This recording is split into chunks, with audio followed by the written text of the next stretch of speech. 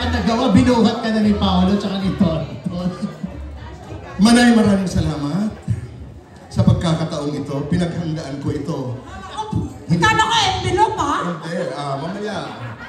Lalagyan natin yan. Kala ko envelope yung tinuwag. Si Manay Lolit po, ano kami ni Butch Francisco? Sabi ko si Manay Lolit ang nagturo sa aming lahat mag-host. About to. Maraming salamat. Happy birthday.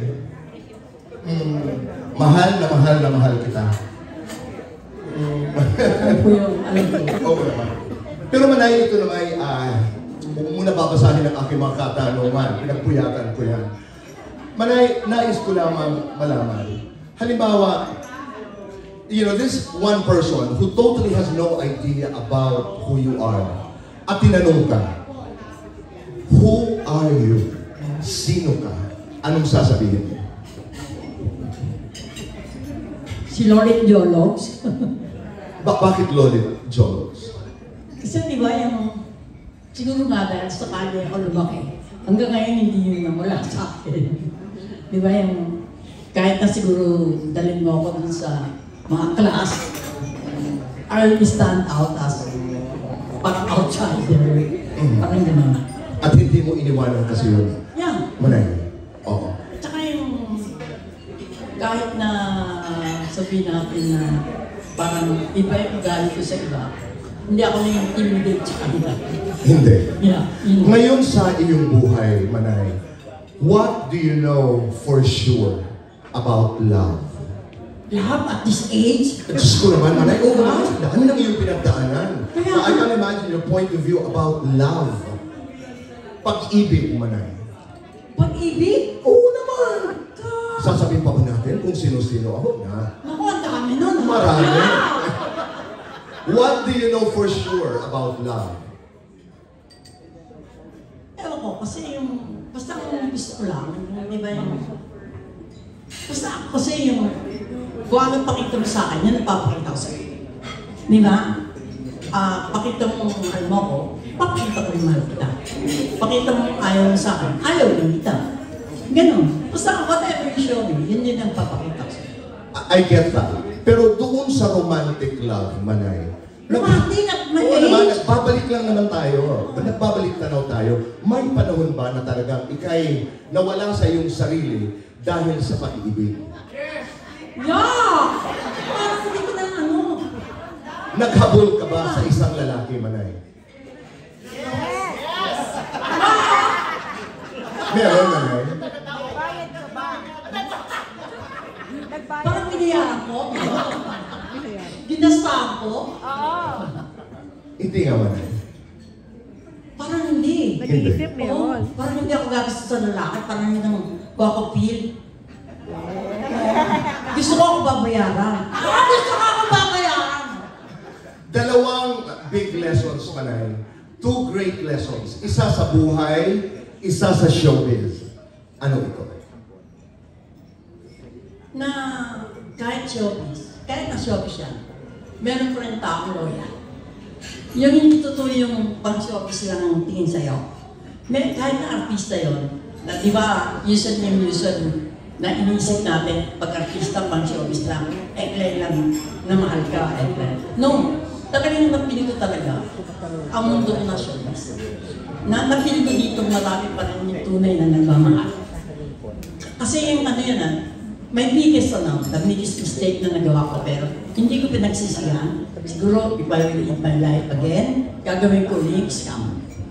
Pero nung ko na-realize, sa kasalbahiyan ko, akala ko, iwanan ako ng lahat, diba? Na you'll be alone kasi gumawa ka ng kasalanan. Lahat na galit sa'yo. Pero no, doon nga lalo na feel ko, kaya yata ako naging lalong salbahe. Kasi nakita ko talaga lahat ng alaga ko, pinagtanggol ako. Lahat ng pinakitahan ko ng mabuti sa mga reporter, sa showbiz writer, pinagtanggol din ako.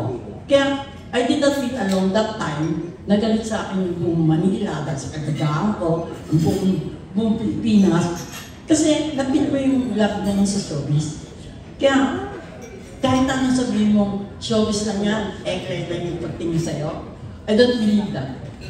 Kahit sa showbiz, makakita ka ng tunay na kaibigan. Your greatest lesson sa labas ng showbiz? Sa labas, wala eh. Parang more than half of my life nasa showbiz na ako. Okay. Manay, kung ang scam ay hindi siya regret dahil doon mo na-discover yung pagmamahal sa iyo ng mga talents, mga kaibigan mo sa industriya, may regret ka Sa buhay, sa buhay. parang iba yung back, wala. Blessing. Lang. Ano ang pinakamalaking blessing para sa iyo? My God, nung nag-start ako sa showbiz, Kuya Boy, naglalakad lang ako. Tapos kaya ako natutong magbalot ng pagkain. Kasi I have to bring that home para may kumakain kami ng masarap, di ba? Tapos, from there, ngayon nagkakaroon ng kotse, nagkakaroon ng bahay. Hindi mo pa ba yung pagpapasalamat? Sa lahat sa showbiz kinukuha. Devoted daughter to your mother. Naalala ko nung ginagawa natin ang Star Talk, dumadaan ka bago ka pumunta ng studio. You have 2 daughters. I know I'm doing a special, My Mother, My Story. Patanong lang, Manay. Naging ano ka dahil sa iyong ina? Naging matapang ako dahil sa kanya. Doon ako naniwala na ang formative years mo bilang bata, talaga ang perform sa'yo, yung mother mo. Kasi nakita ko yun nga yun, sometimes, minsan, wala kaming ulam. Pero yung parang, yung nanay mo parang pinapapilis sa'yo. Kung ano nandiyan dyan, tanggapin mo, okay yan. Yung tapang. What have you become because of your daughters? Parang yung paglalaban mo sila na huwag nilang mapagdaanan yung hirap na napagdaanan. Marami tayong narinig kanina na ililalarawan kung sino ka bilang kaibigan. Ikaw nga, Manay, describe yourself as a friend. Hindi ako makakapagyabang, pero I'm a very loyal friend. So, I'll take a bullet anytime for my friend. You celebrate your birthday today. What makes you happy? Aside from the envelopes, Of course. Giving yun, Manay. yung presence ng mga, yan. Parang lahat dito, family talagang feeling ko. Yan talagang parang pagpasok ko pa lang, nakalimutan ko nga yung pabalot ko dahil nakita ko pala sila, nag-melt na yung heart ko. Kaya nalate tuloy ako ng order, yung pabalot. Manay, sabi nga ni Gorgie, at alam namin ito, hindi ka naman na-excite sa mga selebrasyon ng birthday mo, pero this one is very, very special. Bakit? Actually, yung request ko nung kay Bong, pagbibigyan niya ako ng lunch, intimate lang, sa table lang dapat. Hindi ko makakalain, ganito kadami yun. parang naisip ko lang, parang ito na yung ultimate na parang pinakita talagang, wow, I have done something good in my life. Kaya, andiyan sila lahat, di ba? Imagine nung makita mo lahat ng tao yan, sa tanghali, sabi nga ni Gorgie, sino darating ng tanghali? Ang hirap-hirap ng schedule nila. Pero andiyan sila lahat, di ba? Parang, pag hindi pa naman nag-nat yung heart ko, di ba? Manay, let's do the fast talk. Yeah. Pero, hindi masyadong fast para tayo magkaintindihan. Manay, guwapo, mayaman. Mayaman! Is that sunrise or sunset? Sunset. Ayoko ng sunrise eh. Black or white? Black ako eh. Love or money? Money! Manay, how much are you worth? Now? Now. Hindi ko alam eh. Kung meron kang third eye, Manay, saan mo ilalagay at bakit? Sa likod. Bakit? Para makita ko mga kaaway ko. Kung meron kang mga pakpak, saan ka pupunta? Parang ayoko malayo eh. Ayoko malayo ng biyahe. At sino ang isasama mo? Si Gorgie. Pero nag-alalay ako. Manay, Nag-alalay ako. is that through the years or through the fire? Through the years. Martin Rivera, Mark Bautista, or Marco Sison? Silang tatlo eh. Mga love ko eh. Pinakamagandang artista sa pelikulang Pilipino. Sa industriya. Nanetbet. Pinakagwapong artista para sa iyo. Ano si Tonton? Wala naman si Bong si Tonton. Manay Lolit, is it 1945 or 1947? Hindi ko nga alam eh. Dalawa lang ano ko yung birth certificate. Yung isa 1947, isang 45. Kaya sabi ko, pag 45, tatanda na ako. 47 na lang pinili ko. Manay Lolit, kung ulam ka, ano ka? Adobo. Sino ang gusto mong kumain sa'yo? Kainin ako? Oo, Manay. Adobo ka. Si Marquera. Yeah! Joy Nagyak talaga. Sino, Manay? Top of mind lang. Korean actor. Joy Sung. Joy Sung. Kim Soo-yoon. Si Jo In-sung. Oh. Manay, oo, hindi. May asim ka pa ba? What name?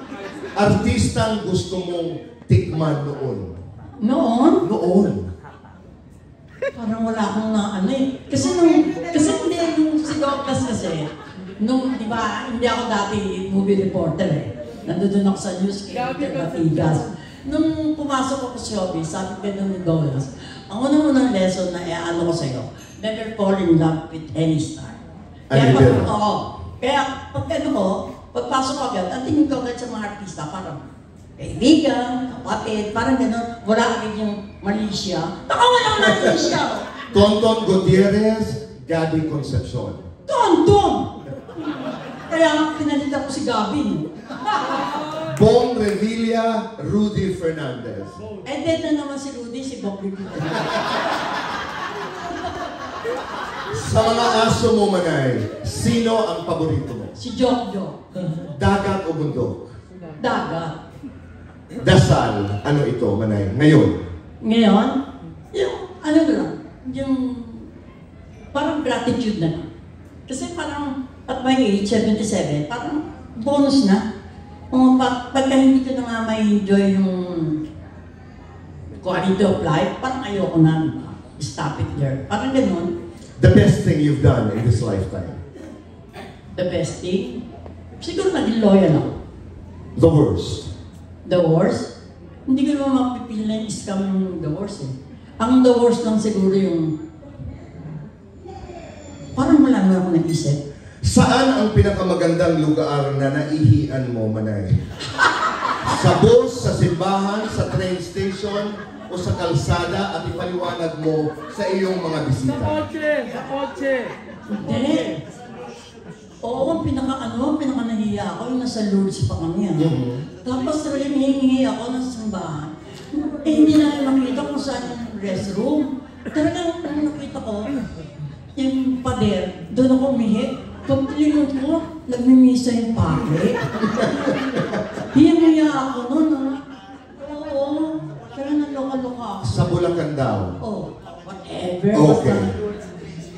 Favorite place in the world? Lourdes. Manay, you were to organize a dinner for 5. 5 bisita. Sino at bakit?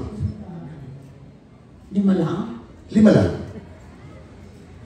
Yung iba maiintindihan ka.